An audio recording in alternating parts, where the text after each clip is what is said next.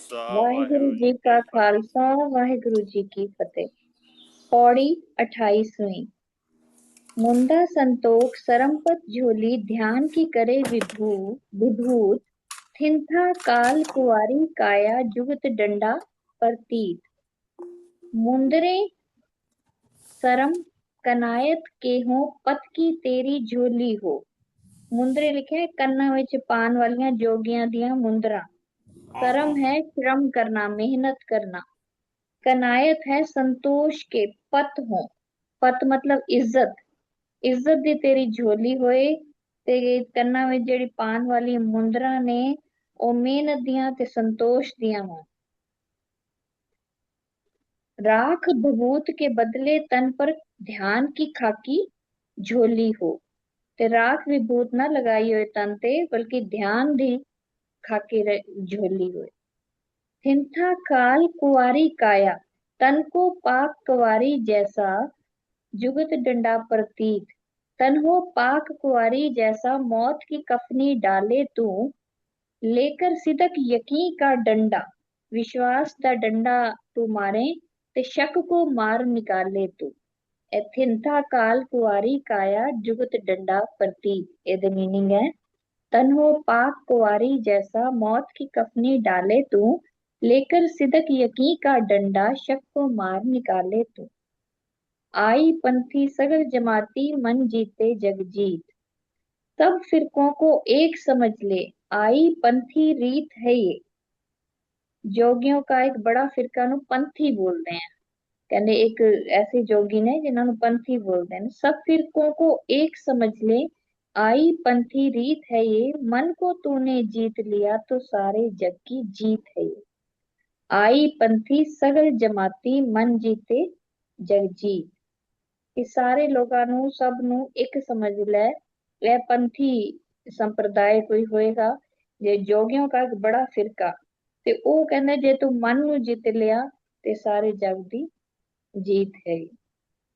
आदेश से आदेश उसको है आदेश सदा आदेश सदा आदेश सदा। आदेश में लिखा है जी नमस्कार। उसको है आदेश सदा आदेश सदा आदेश सदा। आद अनील अनाद अनाहत जुग जुग एको वेस। आद अनील इन्हां दे मीनिंग लिखिया थले। अव्वल पाक अनादि अबदी जुग जुग में एक भेस सदा। अव्वल लिखा हुआ है जी आरंभ से, पाक पवित्र, अनादि सॉरी जिसके आदि का कोई पता ना हो, अनादि। अबदी अखंड, जुग जुग में एक भेस सदा। जुग जुग तो तेरा इको ही भेस है। आदि है तो अनील है, अनाद है, अनाहत है ते जुग जुग एको वेस। ਇਹਦਾ मीनिंग लिखा अव्वल पाक अनादि अबदी। आरंभ से हैं, पवित्र हैं, तुम्हारी आदि का कोई पता नहीं और आप अखंड हो। अखंड मतलब हमेशा एक रूप हो। अगली पौड़ी है जी 29वीं पौड़ी। भुगत ज्ञान दया भुगत ज्ञान दया भंडारन घट घट वाजय नाथ। आप नाथ नाथी सब जाकी रिद्ध सिद्ध अवरा साध। संजोग विजोग दुई कार चलावे लेखे आवे भाग। आदेश तिसे आदेश आद अनील अनाद अनाहत जुग जुग एको वेद। ਇਹਦੇ मीनिंग ख्वाजा जी ने कितने ने नज्म रूपे। ज्ञान को अपना भोजन कर ले रहम तेरा भंडारी हो। हर मन में जो नाद बजे वह नाद तेरी किलकारी हो। नाथे है सब नाथ में जिसकी नाथ वही हो नाथ तेरा। दौलत जोर करामत उसके साथी से क्या साथ तेरा। वस्ल और हिज्र यही दोनों दुनिया का काम चलाते हैं। किस्मत में जो लिखे हैं वह भाग हमें मिल जाते हैं। उसको है आदेश सदा आदेश सदा आदेश सदा। अव्वल पाक अनाद अवधि जुग जुग में एक भेस सदा। ਹੁਣ ਆਪਾਂ ਦੋ ਦੋ ਲਾਈਨ ਲੈਣੇ ਆ। भुगत ज्ञान दया भंडारन घट घट वाजे नाथ। आप नाथ नाथी सब जाकी रिद्ध सिद्ध अवरा साथ। ज्ञान को अपना भोजन कर ले, भुगत ज्ञान दया भंडारण। ज्ञान को अपना भोजन कर ले, रहम तेरा भंडारी हो, दया नु तू भंडार बना ले। घट घट वाजे नाद, हर मन में जो नाद बजे वह नाद तेरी किलकारी हो। आप नाथ नाथी सब जाकी, रिद सिद्ध अवरा साध। नाथे हैं सब नाथ में जिसकी, नाथ वही हो नाथ तेरा। इनका मीनिंग वापस समझ आ रहे हैं? नाथे हैं सब नाथ में जिसकी, नाथ वही हो नाथ तेरा। आप नाथ नाथी सब जाकी, जेरा हाँ सब दा नाथ हो तेरा नाथ होए। हैं जी। की लिखा है भला, फिर पढ़ो। आप आप। नाथ नाथी सब जाकी, रिद सिद्ध अवरा साध। हाँ। रिद सिद्ध दा तो लिखे दौलत जोर करामत उसके, साथी से क्या साथ तेरा। आप नाथ नाथी सब जाकी, इनका नाथी। मीनिंग लिखा है नाथे हैं सब नाथ में जिसकी, नाथ वही हो नाथ तेरा। या ਤਾਂ नाथी। ਇਹ ਜਿਹੜਾ ਨੱਕ ਦੀ ਵੀ ਨਕੇਲ ਸਾਰਿਆਂ ਦੀ ਜਿੰਦੇ ਹੱਥ 'ਚ ਹੁੰਦੀ ਹੈ ਉਹ नाथी ਤੇਰਾ सब ਨਾਥ। जाकी।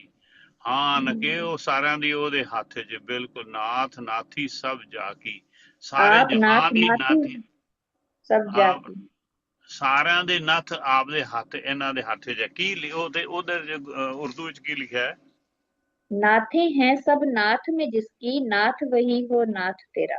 ਹਾਂ ਨਾਥੇ ਹੈ ਵੀ ਨਾਥਾ ਨੱਥਾ ਨਾ, ਮਤਲਬ ਉਹਦਾ ਜਿਵੇਂ ਘੋੜੇ ਦੀ नकेल ਕਿਸੇ नकेल ਤੁਹਾਡੀ ਲਗਾਮ, जिंदी। ਮਤਲਬ ਤੁਹਾਡੀ। ਹਾਂ हाँ जी। ਹਾਂ ਹਾਂ। दौलत जोर करामत उसके, साथी से क्या साथ तेरा। रिद सिद्ध अवरा साध। हम्म। मतलब और साथी नहीं तेरे, सब दौलत जोर करामत उस उनके, रिद सिद्ध अवरा साध। ਇਹਦਾ मीनिंग भी पूरा क्लियर नहीं हुआ है। दौलत जोर करामत उनके, साथी से क्या साथ तेरा। अगली लाइन है जी, संजोग विजोग दुई कार चलावे, लेखे आवे भाग। संजोग मतलब मिलना, वस्ल। विजोग हिजर लिखा है, वस्ल और हिजर यही जुदाई। दोनों दुनिया वियोग का काम जुदाई। हाँ चलाते हैं। हाँ। संजोग विजोग दुई कार चलावे, ए दोनों ही चलते हैं संसार की, कोई मिलता है कोई बिछड़ता है। हाँ। वस्ल और हिजर यही दोनों दुनिया का काम चलाते हैं। लेखे आवे भाग, किस्मत में जो लिखे हैं वो भाग हमें मिल जाते हैं। आदेश तिसे आदेश, आद अनील अनाद अनाहत, जुग जुग एको वे। उसको है आदेश सदा, आदेश सदा, आदेश सदा। अव्वल पाक अनादि अबदी, जुग जुग में एक भेद सदा। अगला है जी, ਇਹ ਆਪਣੇ ਬ੍ਰਹਮਾ ਵਿਸ਼ਨੂੰ ਮਹੇਸ਼ ਜੀ ਤੇ ਹੈਗਾ ਹੈ। हम्म। ਇਹਨਾਂ ਦੀ ਮਾਈ, ਮਾਇਆ ਨੂੰ ਇਹਨਾਂ ਦੀ ਮਾਂ ਬੋਲਿਆ ਗੁਰਬਾਣੀ ਚ। ਤੇ हाँ ਆਪਣਾ ਇਹ ਹੈਗੀ ਆਪਣੀ 30ਵੀਂ 30ਵੀਂ ਪੌੜੀ। हाँ। ਏਕਾ ਮਾਈ ਜੁਗਤ ਵਿਆਈ, ਤਿੰਨ ਚੇਲੇ ਪਰਵਾਨ। ਇੱਕ ਸੰਸਾਰੀ ਇੱਕ ਭੰਡਾਰੀ, ਇੱਕ ਲਾਏ ਦੀਵਾਰ। ਜਿਵ ਤਿਸ ਭਾਵੈ ਤਿਵੇਂ ਚਲਾਵੈ, ਜਿਵ ਹੋਵੇ फरमान। फुरमान है ये फरमान। फरमान फरमान का। फरमान। ओ वेखै ओना नदर न आवे, बहुता एह विडान। ये बता। आदेश तिसै आदेश, आद अनील अनाद अनाहत, जुग जुग एको वेस। कहते हैं, ਇਹਦੇ अर्थ किते हैं ख्वाजा जी ने। कहते हैं जब माया माई पास खुदा के आई थी। कहते हैं जब माया माई पास खुदा के आई है, देवता उसने तीन जने, तीनों के हाथ खुदाई है।